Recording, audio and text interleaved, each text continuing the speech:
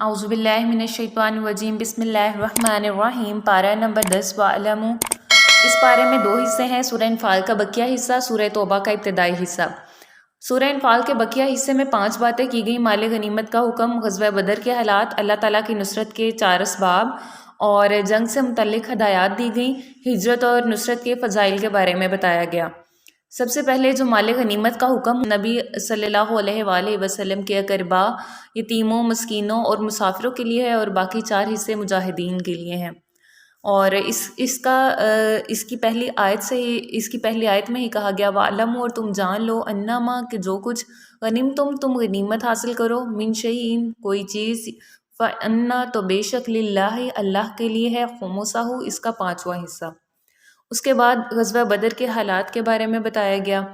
کفار مسلمانوں کو اور مسلمان کفار کو تعداد میں کم سمجھتے، اور ایسا اس لیے ہوا کہ اس جنگ کا ہونا اللہ کے ہاں طے ہو چکا تھا، اور شیطان مشرکین کے سامنے ان کے اعمال کو مزین کر کے پیش کرتا رہا۔ دوسری طرف مسلمانوں کی مدد کے لیے آسمان سے فرشتے نازل ہوئے۔ اس آیت میں اللہ تعالیٰ نے مسلمانوں کو حوصلہ دیا تھا کہ اگر تم صبر کرنے والے ہو، یا ایھا النبی، اے نبی، حرض المؤمنین، ترغیب دو مومنوں کو، علی القتال جہاد پر، ان یکن اگر ہوں، منکم تم میں سے، 20 صابرون صبر کرنے والے، یغلبوا تو وہ غالب ہوں گے، میاتین 200 پر۔ اور پھر اسی طرح سے اس سے اگلی آیت میں اللہ تعالیٰ نے کہا کہ اگر تم ایمان لانے والے ہو تو اگر تم 100 ہوگے تو 1000 پر غالب رہو گے، اگر 1000 ہوگے تو 2000 پر غالب رہو گے۔ اور پھر اسی طرح سے اللہ نے کہا واللہ مع الصابرین، کہ اگر وہ صبر کرنے والے ہیں تو بے شک اللہ صبر کرنے والوں کے ساتھ ہے۔ تو پھر اللہ تعالیٰ نے آسمان سے فرشتے نازل کیے تھے ان کی مدد کے لیے، اور پھر مسلمانوں کو فتح و کامیابی نصیب ہوئی تھی۔ قریش غزوہ بدر میں ذلیل و خوار ہوئے، اللہ تعالیٰ نے مسلمانوں کو فتح نصیب کی، اور جو شیطان تھا مشرکین کے سامنے ان کے اعمال کو مزین کر کے پیش کرتا رہا۔ دوسری طرف مسلمانوں کی مدد کے لیے آسمان سے فرشتے نازل ہوئے تو مسلمانوں کو فتح نصیب ہوئی۔ اس کے بعد ہے اللہ تعالیٰ کی نصرت کے 4 اسباب بیان کیے گئے کہ اللہ تعالیٰ نے ان کو اپنی مدد سے کیوں نوازا۔ میدان جنگ میں ثابت قدم رہے، اللہ تعالیٰ کا کثرت سے ذکر کرتے رہے، اختلاف اور لڑائی سے بچے رہے، اور مقابلے میں ناموافق امور پر صبر۔ اللہ تعالیٰ نے یہ 4 ایسے رولز، جس کو ہم کہہ سکتے ہیں 4 ایسے قواعد بتائے کہ اللہ کی نصرت تم پر ہوگی اگر تم میدان جنگ میں ثابت قدم رہو، اللہ تعالیٰ کا کثرت سے ذکر کرو، اختلاف اور لڑائی سے بچ کر رہو، مقابلے میں ناموافق امور پر صبر کرو۔ اس کے بعد جنگ کے متعلق جو ہدایات دی گئیں ان کے بارے میں ذکر کیا گیا کہ دشمنوں سے مقابلے کے لیے مادی، عسکری اور روحانی تینوں اعتبار سے تیاری مکمل رکھیں۔ اس کے بعد اگر کافر صلح کی طرف مائل ہوں تو صلح کر لو، اور اس کے بعد ہجرت اور نصرت کے بارے میں بتایا گیا اس پارے کے اندر۔ والذین، اور وہ لوگ، آمنوا جو ایمان لائے، وہاجروا اور ہجرت کی، وجاہدوا اور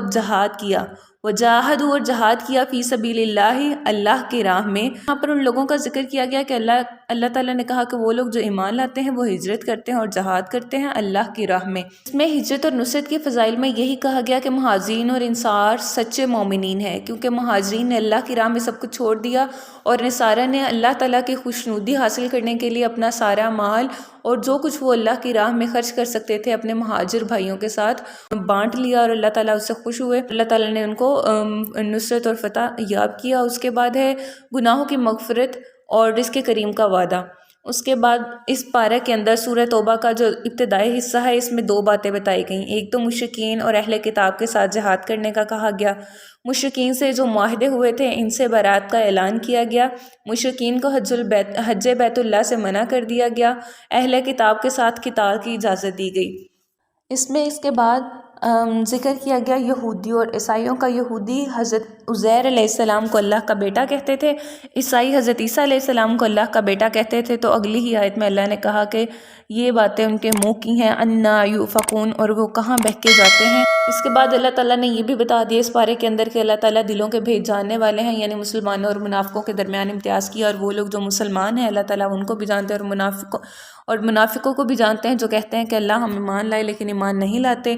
انہ، اور بے شک، علیم بذات الصدور، اللہ جاننے والا ہے بذات الصدور، دلوں کی بات۔ کیا گیا منافقوں اور مسلمانوں میں امتیاز کرنے والی یا فرق کرنے والی بنیادی چیز غزوہ تبوک بنی۔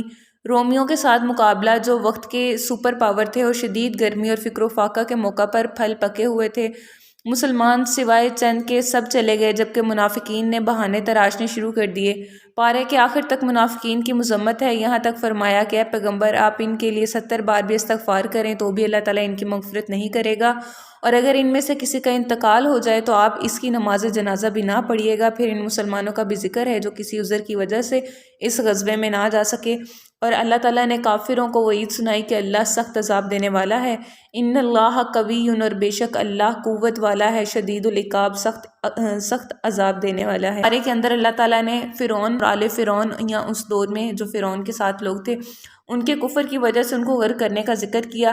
کذب، انہوں نے جھٹلایا، بآیاتی، آیتوں کو، ربہم، اپنے رب کی، فاہلکناہم، تو ہم نے ان کو ہلاک کر دیا، بذنوبہم، ان کے گناہوں کی سبب، واغرقنا، اور ہم نے غرق کر دیا، آل فرعون، فرعون کی آل کو۔ اور یہ وہ لوگ تھے جنہوں نے کفر کیا اور اللہ کی آیتوں کو جھٹلایا، تو اللہ تعالیٰ نے کہا کہ بے شک میں نے ان کو غرق کر دیا۔ پھر اس کے بعد اگر ہم منافقین اور مسلمانوں میں فرق کرنا، امتیاز کرنے کو سمجھتے ہیں، تو اللہ تعالیٰ نے کہہ دیا کہ بے شک اللہ دلوں کی بات جاننے والا ہے، انہ، اور بے شک وہ علیم، جاننے والا ہے، بذات الصدور، دلوں کی بات۔ وما علینا الا البلاغ المبین۔ جزاکم اللہ الخیر۔